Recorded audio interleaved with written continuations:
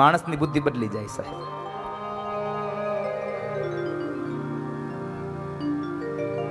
સંગ કોનો કરવો, સ્પર્શ કોનો કરવો, એ નક્કી તમારે કરવાનું છે. ચોખાએ કંકુ હારે મેળ કર્યો એટલે કેટલા મોટા મોટા રાજાઓને નીચે નમાવી દીધા, અને એનો એ ચોખ્ખો મગ હારે ભેળ્યો, રંગ ખોયો, રૂપ ખોયું, અને લોકોએ નામ પાડ્યું ખીચડી. નક્કી તમારે કરવાનું છે શું કરવું.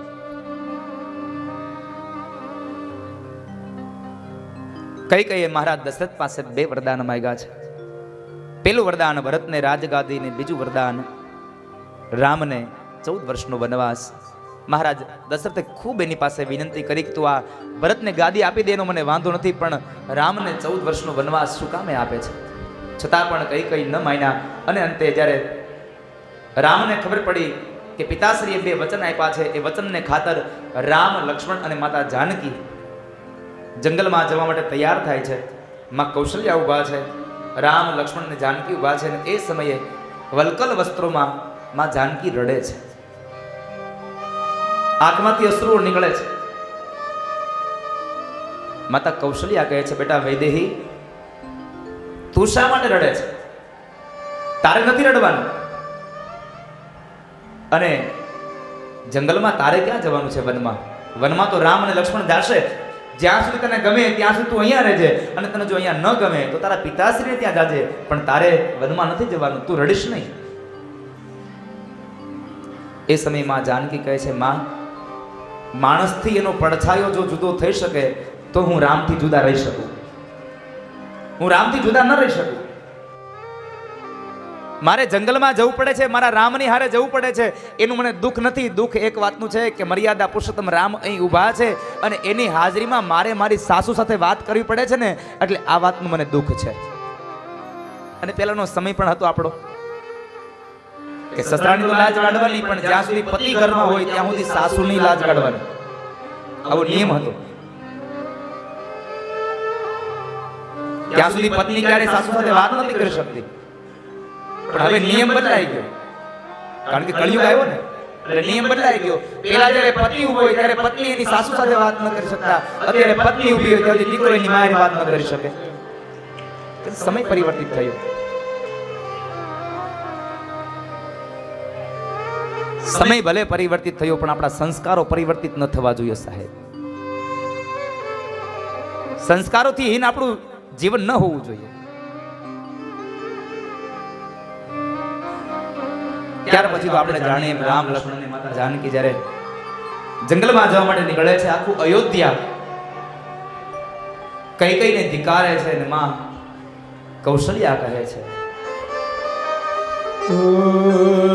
राज महल में पाया जीवन फूलों में हुआ लालन पालन राज महल में पाया जीवन फूलों में हुआ लालन पालन राजमहल को त्याग सभी सुख त्याग अयोध्या त्याग सिंहासन हो कर्मनिष्ठ हो अपना धर्म निभाते हैं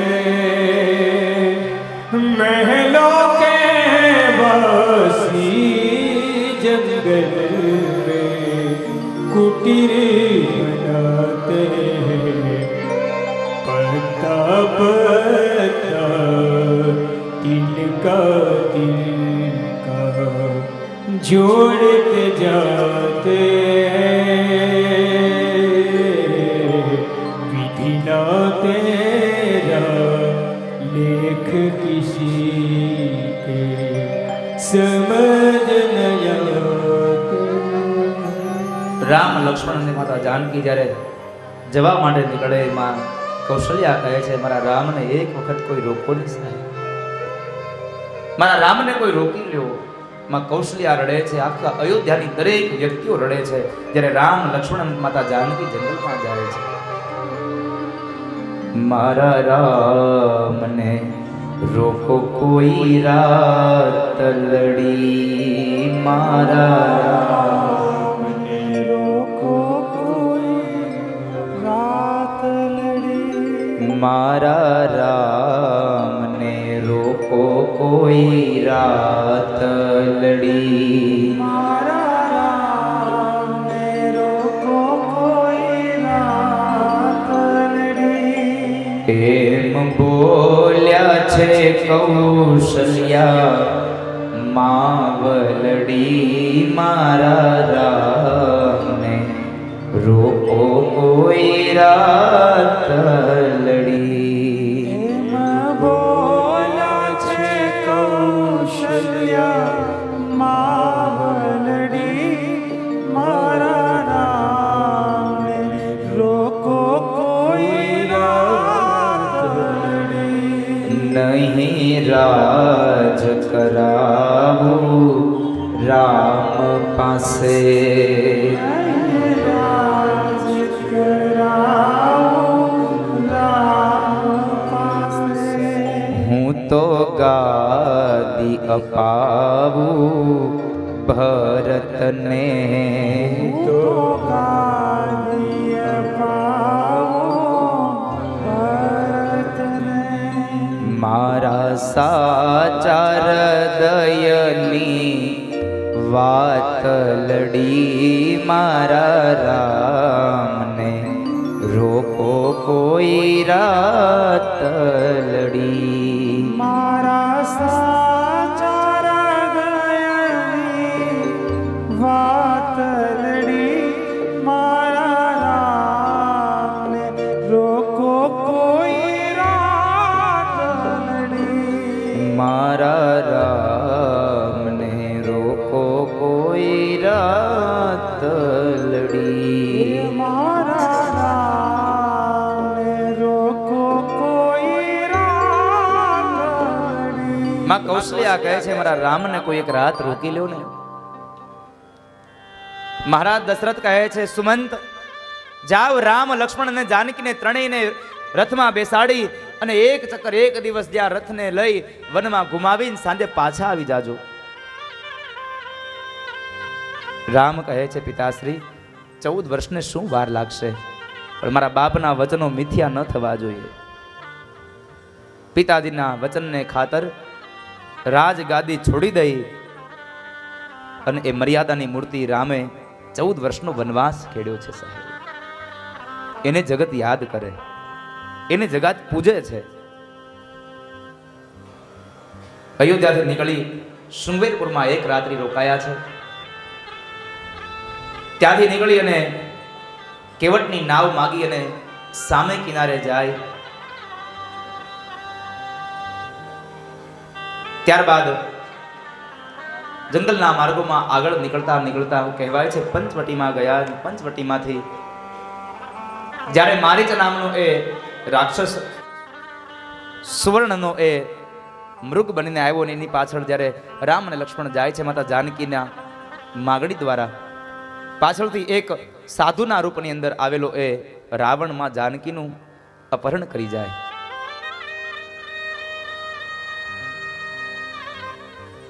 જ્યારે એ માતા જાનકીનું હરણ કરીને જાય છે એ સમયે જટાયુ નામનો એક ગીધ રાવણથી એ માં જાનકીને છોડાવવા માટે જાય છે, પણ એમણે રાવણે એની ખડગ વડે એની તલવાર વડે જટાયુની પંખને કાપી છે. રામજી જ્યારે લક્ષ્મણ અને બે ભાઈઓ પાછા આવે, માતા જાનકીને જોવે નહીં, માર્ગની અંદર દોડતા દોડતા જાય છે અને એ સમયે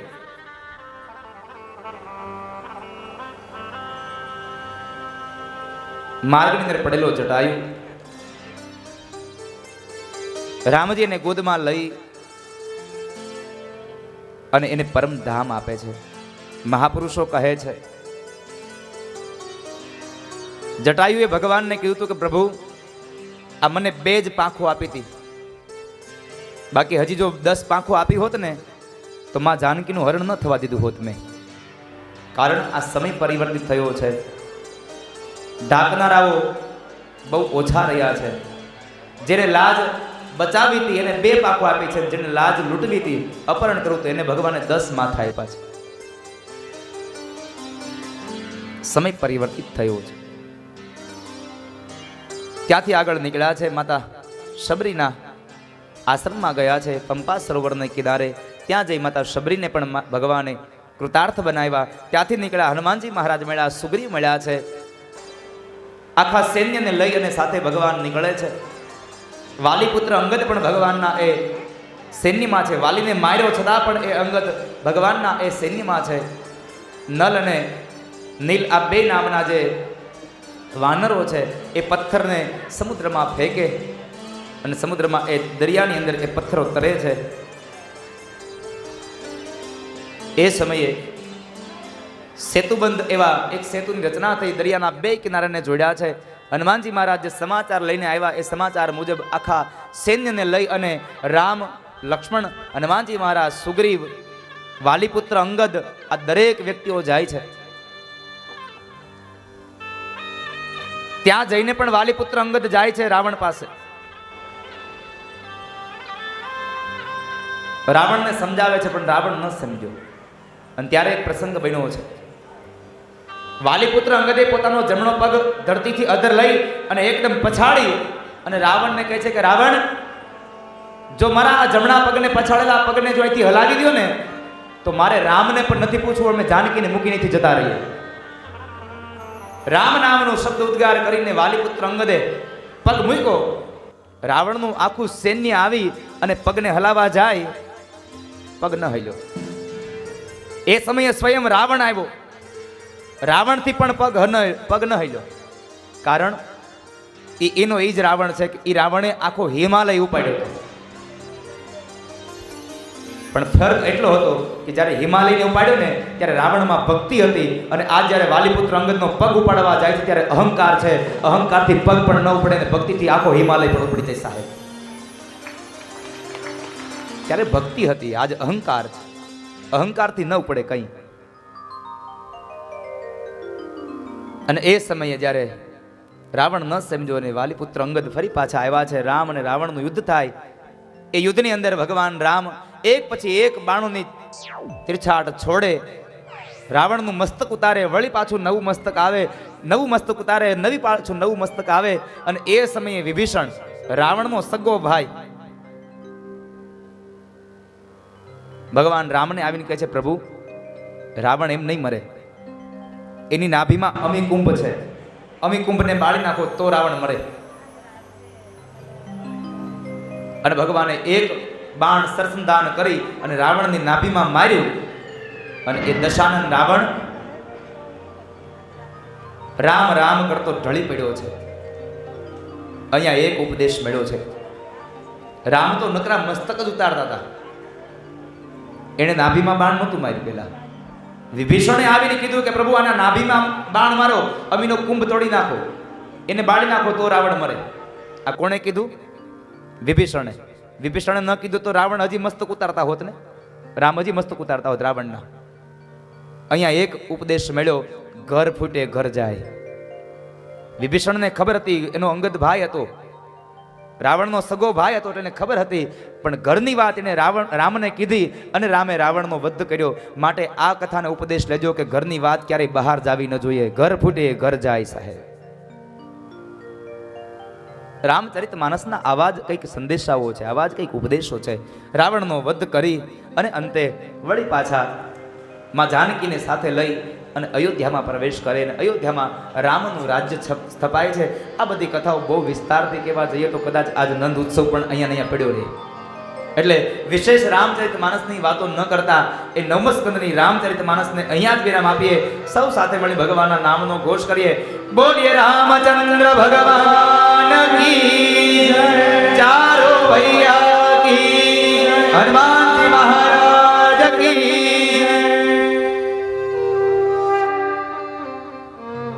રામચરિત માનસને વિરામ આપ્યો. 9મ સ્કંદ વિરામ કરીને 10મ સ્કંદમાં પ્રવેશ કરાવે. પણ એ 10મ સ્કંદમાં પ્રવેશ કરીએ ત્યાર પહેલા આવો ઉકાણી પરિવાર જ્યાં શ્રીફળ લેવા માટે આવ્યા છે તો એને મુહૂર્તનું શ્રીફળ આપી દઈએ અને ત્યારબાદ વળી પાછા નંદ ઉત્સવમાં પ્રવેશ કરીશું. આમ તો જો કે સમયસર જ આપણો નંદ ઉત્સવ થઈ જશે. તો આવો ઉકાણી પરિવારને કહીએ કે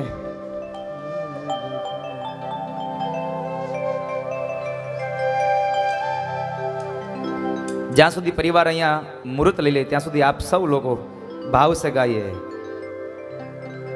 દ્વારિકાનો નાથ મારો રાજા રણ છોડ છે, એણે મને માયા લગાડી રે.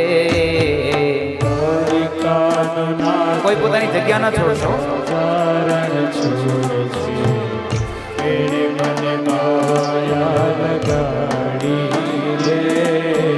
દ્વારિકાનો નાથ મારો રાજા રણ છોડ છે, તેણે મને માયા લગાડી રે. દ્વારિકાનાથ મારો રાજા રણ છોડ છે, એણે મને માયા લગાડી રે. તમે મને માયા લગાડી મારા વાલા, તમે મને માયા લગાડી મારા વાલા. તમે મને માયા લગાડી મારા વાલા. તમે મને માયા લગાડી મારા વાલા. કેણે મને માયા લગાડી રે. એણે મને માયા લગાડી રે. કેણે મને માયા લગાડી રે. એણે મને માયા લગાડી રે. કાયોનો ગોવાળ મારો રાજા રણ છોડ છે, એણે મને માયા લગાડી રે. મારો રાજા રણ છોડ છે, એણે મને માયા લગાડી રે. દ્વારિકાનો નાથ મારો રાજા રણ છોડ છે, એણે મને માયા લગાડી રે. દ્વારિકાનો નાથ મારો રાજા રણ છોડ છે, એણે મને માયા લગાડી રે. તમે મને માયા લગાડી મારા વાલા. તમે મને માયા લગાડી મારા વાલા. તમે મને માયા લગાડી મારા વાલા. તમે મને માયા લગાડી મારા વાલા. એણે મને માયા લગાડી રે. એણે મને માયા લગાડી રે. એણે મને માયા લગાડી રે. એણે મને માયા લગાડી રે. સુદામા મિત્ર મારો રાજા રણ છોડ છે, એણે મને માયા લગાડી રે. સુદામા મિત્ર મારો રાજા રણ છોડ છે, એણે મને માયા લગાડી રે. સુદામાનો મિત્ર મારો રાજા રણ છોડ છે, એણે મને માયા લગાડી રે. સુદામાનો મિત્ર મારો રાજા રણ છોડ છે, એણે મને માયા લગાડી રે. દ્વારિકાનો નાથ મારો રાજા રણ છોડ છે, એણે મને માયા લગાડી રે. દ્વારિકાનો નાથ મારો રાજા રણ છોડ છે, એણે મને માયા લગાડી રે. અહીંયા ઢોકારી જોહાણા સમાજ સુરતથી પધારેલ છે, તે પૂજ્ય શાસ્ત્રીજીનું શાલ ઉઠાડીને સન્માન કરશે.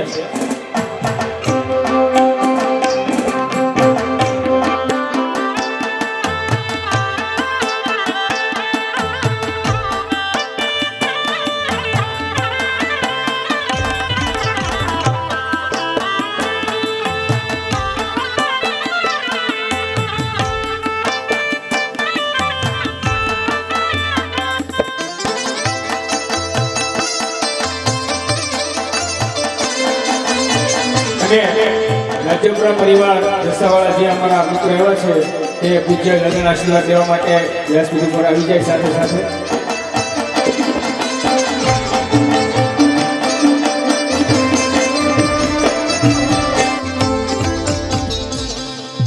તમે મને માયા લગાડી મારા વાલા, મને માયા લગાડી મારા વાલા, તમે મને માયા લગાડી મારા વાલા, મને માયા લગાડી મારા વાલા, મને માયા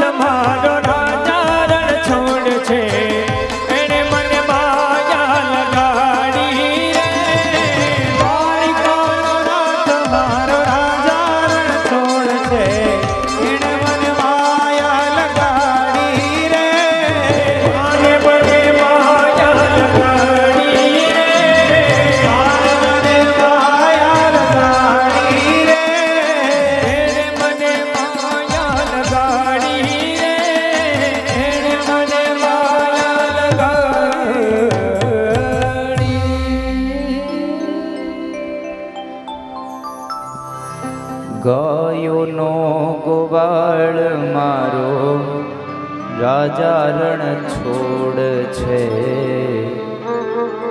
એણે મને માયા લગાડી રે. ગાયોનો ગવાળ મારો રાજા सब लोग गाइए. तभी कृष्ण आएगा.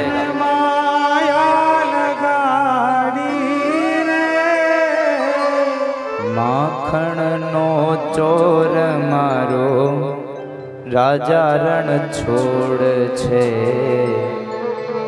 એણે મને માયા લગાડી રે. सब लोग गाइए तालियों के साथ.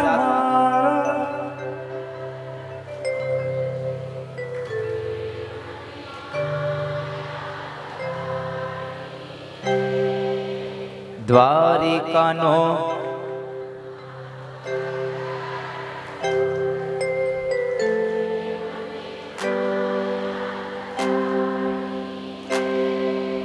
ગાયોનો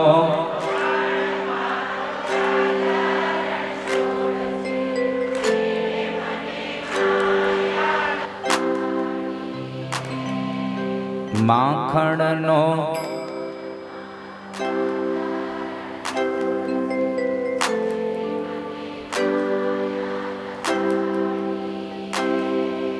રાધાનો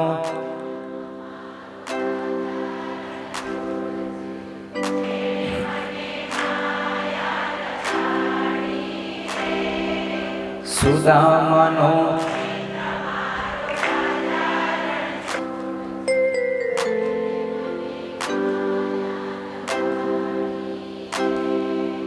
તમે મને એણે મને. બોલો બાલકૃષ્ણ ભગવાન કી જય.